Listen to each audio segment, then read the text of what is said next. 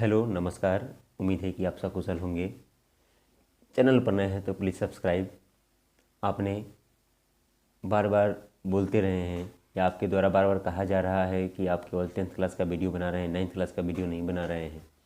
तो आज मेरे द्वारा कार्य और ऊर्जा पढ़ाया जाएगा।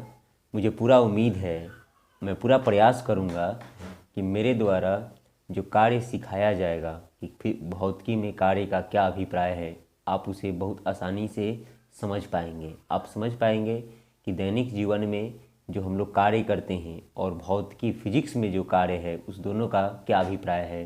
तो चलिए आज जानने का प्रयास करते हैं। अगर आप चैनल सब्सक्राइब नहीं किए हैं तो प्लीज़ सब्सक्राइब दिस चैनल।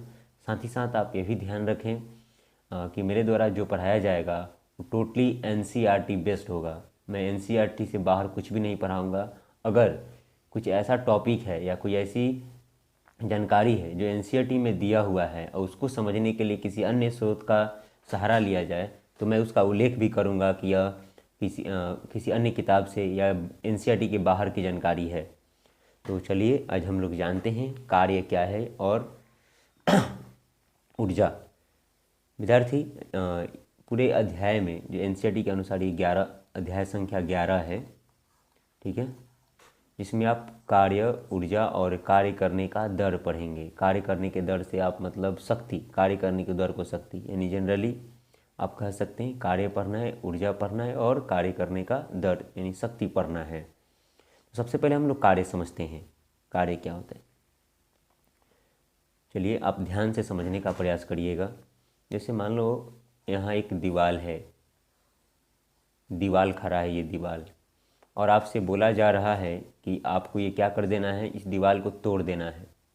आप पूरा इस दीवार को तोड़ने का कोशिश कर रहे हैं, आप पूरा थक गए, आपके शरीर से पूरा पसीना पसीना आने लगा, लेकिन ये दीवार हिला ही नहीं।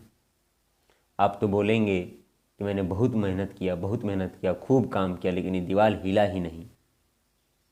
तो लोग समझेंगे कि आपने कार्य किया है, प्रयास तो किया, काम खूब किया, लेकिन आप सफल नहीं हुए।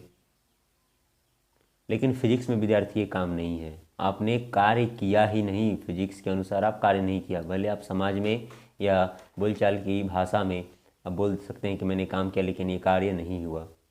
मान लो कि आप एग्ज़ाम आपका आने वाला है, आप दिन रात बैठकर पढ़ रहे हैं, पूरा नोट्स बना रहे हैं, दोस्तों के साथ चर्चा कर रहे हैं कि कैसे एग्ज़ाम होगा, प्रीवियस ईयर का पेपर देख रहे हैं, पूरी थकान हो रही है, रात में बहुत जल्दी आप सो जा रहे हैं, लेकिन यह भौतिकी में काम नहीं हुआ। भौतिकी में कार्य का अभिप्राय कुछ और होता है। जैसे आप चुपचाप यहाँ एक पैर पर खड़े होकर किसी वस्तु को क्या कर रहे हैं, उठा रहे हैं, सर पर रख लिए हैं। मान लो आप चुपचाप खड़े होकर एक वस्तु को सर पर रख लिए हैं, पूरा आप थक चुके, अब लग रहा है वस्तु को आप फेंक दिया तब फेंक दें। आप कहेंगे कि मैंने कार्य किया, लेकिन फिजिक्स में कार्य नहीं हुआ। विद्यार्थी, तो फिजिक्स में कार्य क्या है, भौतिकी में कार्य क्या है, साइंस का वैज्ञानिक अवधारणा क्या है, हम कैसे जानेंगे? तो देखिए कैसे समझेंगे कार्य क्या है।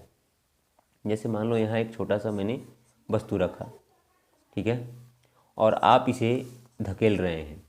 इसे धकेलते धकेलते आप यहाँ ला दिए, तो आप ये कैसे धकेलेंगे? फूकने पर धकेलेगा, धकेला जाएगा? नहीं। इस पर आप बल लगाए हैं, इस पर आप क्या किए हैं, बल लगाए हैं। मान लो आप 5 न्यूटन का बल लगाया। बल को न्यूटन में मापते हैं विद्यार्थी, इनका मतलब यह न्यूटन है। आप प्रीवियस नहीं पढ़े हैं तो समझ लीजिए।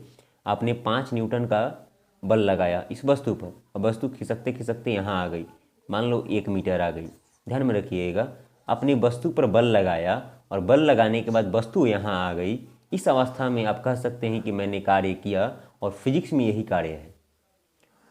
समझ गए? यानी कार्य का मतलब क्या हुआ कि आप किसी वस्तु पर बल लगाए और वस्तु क्या हुआ, वहाँ से अपना स्थान बदल दिया, चाहे जितना समय में बदले, अपना स्थान बदल दिया, तो आप कहेंगे कि मैंने कार्य किया है।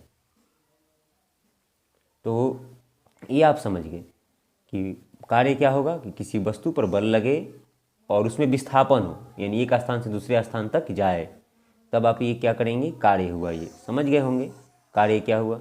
अब मुझे आप बताओ कि आप एक दीवार को आप तोड़ने का प्रयास कर रहे हो, दीवार को, और दीवार आपसे नहीं टूटा, तो क्या होगा, कार्य होगा? नहीं होगा, वो कार्य नहीं होगा। तो कार्य को हम लोग W से दिखाते हैं विद्यार्थी। किससे दिखाते हैं पहले आप समझ लीजिए, उसके बाद मैं नोट्स फॉर्म में सब लिखा हुआ हूँ, आप सबको समझ में आ जाएगा। कार्य को W से दिखाते हैं और कार्य बराबर क्या होता है, Fs, यानी कार्य बराबर होता है बल गुने विस्थापन। क्या होता है, बल गुने विस्थापन होता है। ठीक है, तो देखो यानी आपने जो 5 न्यूटन का बल लगाया था जस्ट अभी पहले और 1 मीटर विस्थापित किया था, तो 5 न्यूटन गुना 1 मीटर कितना हो जाएगा, 5 न्यूटन मीटर। आप बोल सकते हो कि मैंने जो कार्य किया, कितना कार्य किया, 5 न्यूटन मीटर या 5 जूल कार्य किया। तो ध्यान में रखेंगे कार्य को W से दिखाते हैं। कार्य बराबर क्या होगा, बल गुने विस्थापन, और कार्य का ऐसा ही मात्रक क्या होता है, जूल, यानी कार्य को हम किस में मापते हैं, जूल में मापते हैं। ठीक है, और ये भी आप ध्यान में रखेंगे कि 1 जूल बराबर कितना होता है, 1 न्यूटन मीटर होता है। ठीक है, ये भी आप समझ गए होंगे विद्यार्थी। ये ठीक है, अब हम मात्रक वगैरह सब कुछ समझ गए होंगे कि मात्रक क्या है, ये बल क्या, मात्रक क्या है, ये क्या है। अब देखिए कभी कभी आपसे एग्जाम में पूछ लिया जाता है, जैसे आपने पढ़ा है ना मात्रक के बारे में कि 2 प्रकार का होता है, एक एसआई मात्रक होता है और एक सीजीएस मात्रक होता है। तो कार्य का सीजीएस मात्रक क्या होता है, तो ध्यान में रखेंगे कार्य का सीजीएस मात्रक अर्घ होता है। क्या होता है, अर्घ। इस प्रकार आपको ये भी मालूम है कि 1 रुपया में 100 पैसा होता है ना। उसी प्रकार अगर हम 10 के पावर 7 अर्घ मिलाएंगे, 10 के पावर 7 अर्घ, तब क्या होता है, 1 जूल बनता है। कितना जूल, 1 जूल। तो एग्जाम में आपसे पूछ लिया जाएगा कि 1 जूल बराबर कितना अर्घ, तो 10 के पावर 7 अर्घ होता है। ठीक है, ये तो याद करने वाली बात होगी जो आप ये समझ चुके हैं। साथ ही साथ आपको एक और बात यहाँ जानना जरूरी है कि कभी आपसे एग्जाम में पूछे कार्य का ऐसा ही मात्रक बताओ, तो आप क्या बताओगे, आप बताओगे कि कार्य का ऐसा ही मात्रक जूल होता है। लेकिन आपसे पूछेगा कि 1 जूल से आप क्या समझते हैं, 1 जूल से आप क्या समझते हैं, तब आप कैसे करेंगे, तो समझिए कोई वस्तु है, कोई भी वस्तु, आप इस पर 1 न्यूटन का बल लगाए हैं। कितना विद्यार्थी, 1 न्यूटन का, और 1 न्यूटन का बल लगाकर आप इसे 1 मीटर की दूरी तक विस्थापित कर दिए। मतलब 1 न्यूटन बल लगाए और कहाँ तक ला दिए, यहाँ ला दिए। तो ध्यान में रखेंगे 1 न्यूटन का बल लगा, विस्थापन क्या कितना हुआ, 1 मीटर हुआ, तब आपके द्वारा यह किया गया कार्य कितना होगा, 1 जूल होगा। ठीक है, तो अभी तक आपने मेरे दोस्त से जो कार्य समझा, चलिए उसे मैं नोट्स फॉर्म में कैसे लिखना है उसे देख लेते हैं, और अभी आपने क्या क्या पढ़ा उसका एक बार रिवीजन कर लेते हैं। देखिए इसे आप इसे मैं साफ़ कर दे रहा हूँ, 1 मिनट। आप यहाँ से नोट्स बना सकते हैं अपनी कॉपी में, ये सब आप लिख सकते हैं। देखिए पहला है, मैंने लिखा है कार्य। कार्य क्या होगा, किसी वस्तु पर बल लगाकर उसमें विस्थापन उत्पन्न करने किया जाए तो बल एवं विस्थापन का गुणनफल क्या कहलाता है, कार्य कहलाता है। अगला है एक्सप्लेनेशन।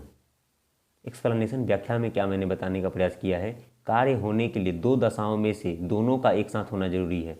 मतलब किसी वस्तु पर बल लगाना ही पर्याप्त नहीं है, बल लगाकर उसमें विस्थापन भी होना चाहिए, तभी कार्य होगा।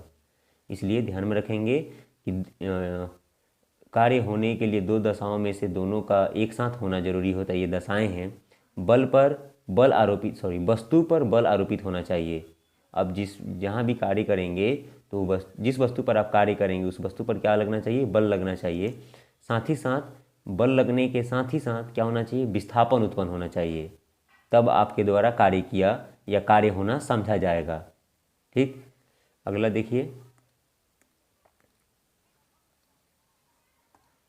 कार्य में केवल परिमाण होता है। मतलब ये नहीं कि दिशा किधर है, उसे दिशा से कोई मकसद नहीं होता है। कार्य केवल वस्तु पर बल लगे और विस्थापन हो जाए, तो कार्य में केवल विस्थापन होना चाहिए। तो विद्यार्थी देखेंगे आप, कार्य में केवल परिमाण होता है, दिशा नहीं होती है। यह अदिश राशि है। कार्य कौन सा राशि है, तो अदिश राशि। इसमें जिस राशि में या जिस भौतिक राशि में दिशा नहीं होता है, केवल परिमाण होता है, उसे हम अदिश राशि मानते हैं। आपको ये मालूम है। साथ ही कार्य को प्राप्त करने के लिए 2 सदिशों बल एवं विस्थापन का गुणा करना पड़ता है। आपको बताया था, ये आप नोट नहीं करेंगे नोट्स में। कार्य बराबर क्या होता है, कार्य बराबर होता है बल गुना विस्थापन। तो बल भी सदिश है और विस्थापन भी सदिश है, तो ये दोनों सदिशों को गुना करने पर क्या जाता है, अदिश राशि कार्य प्राप्त होता है। आप समझ गए हैं। अगला देखेंगे आप मात्रक और फॉर्मूला। किसका मात्रक, कार्य का मात्रक। तो कार्य बराबर बल गुने विस्थापन, ये तो फार्मूला हो गया।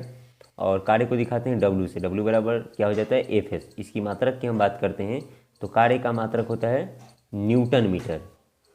कार्य का मात्रक क्या होता है विद्यार्थी, न्यूटन मीटर। 1 जूल बराबर कार्य का मात्रक क्या हो जाएगा, न्यूटन मीटर। ठीक है, ध्यान में रखेंगे जिस प्रकार आपने पहले पढ़े होंगे कि 1 न्यूटन बराबर क्या होता है, केजी मीटर पर सेकेंड स्क्वायर होता है ना। इतना अगर रहेगा तो आप इसे क्या मान लेंगे, 1 न्यूटन। उसी प्रकार न्यूटन मीटर को आप क्या मानेंगे, 1 जूल। जहाँ 1 न्यूटन मीटर रहेगा उसे आप क्या बोल सकते हैं, 1 जूल बोल सकते हैं। ठीक है, तो ये नहीं लिखना है आपको, ये हटा दे रहा हूँ मैं। तो कार्य का मात्रा क्या हो जाएगा, न्यूटन मीटर। 1 जूल बराबर 1 न्यूटन मीटर। ठीक है, कार्य कौन राशि, अदिश राशि। कार्य का सीजीएस में इस समय पहले बता चुका हूँ आपको। कार्य का सीजीएस मात्रक अर्घ होता है, 1 अर्घ बराबर 10 की पावर 7 जूल। ठीक है, अब देखो मैंने चर्चा किया था डिफिनीशन ऑफ एक जूल या डिफिनीशन ऑफ 1 जूल या 1 जूल की परिभाषा। तो मैंने क्या कहा था कि कोई वस्तु है, इस पर 1 न्यूटन का बल लगाकर उसे 1 मीटर की दूरी तक विस्थापित किया जाए तो जो आपने कार्य किया उसी को क्या कहते हैं, 1 जूल कहते हैं। तो मैंने क्या लिखा है, जब किसी वस्तु पर 1 न्यूटन का बल लगाकर उसे 1 मीटर की दूरी तक विस्थापित की जाती है तो 1 जूल कार्य का होना समझा जाता है।